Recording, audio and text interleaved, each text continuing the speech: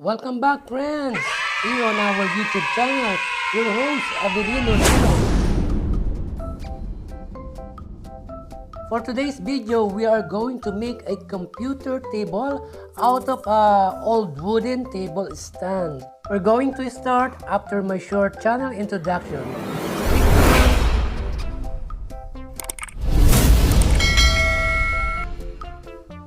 After I cleaned the surface of the wooden stand table, I painted with a color black, enamel paint, color with black.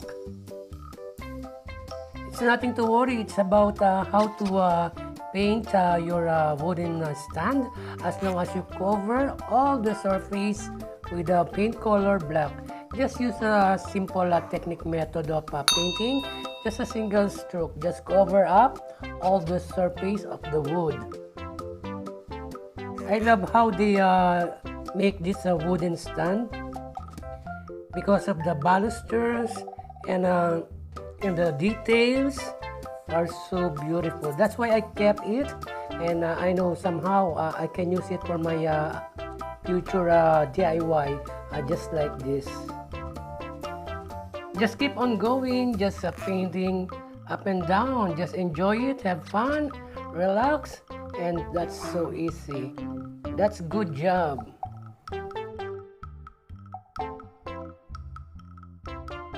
Shout out to our members channels. Shout out to you guys. Thank you so much. Also to our returning viewers, organic viewers and returning viewers. Thank you so much for continuing support my YouTube channels.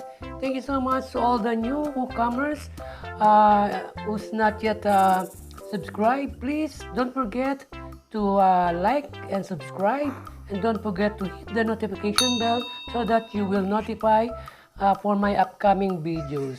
Subscribe and hit the notification bell.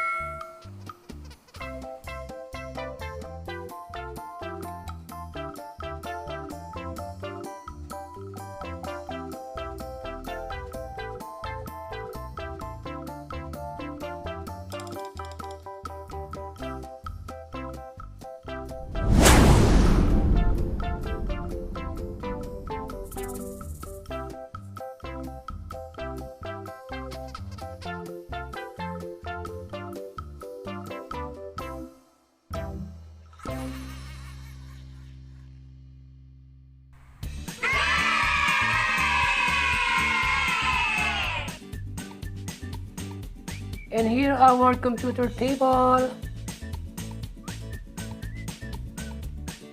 Hope you guys like this simple video. I hope you will enjoy and you will learn something new about this video. And please don't forget to give me a big likes, and also don't forget to leave a comment if you like this video.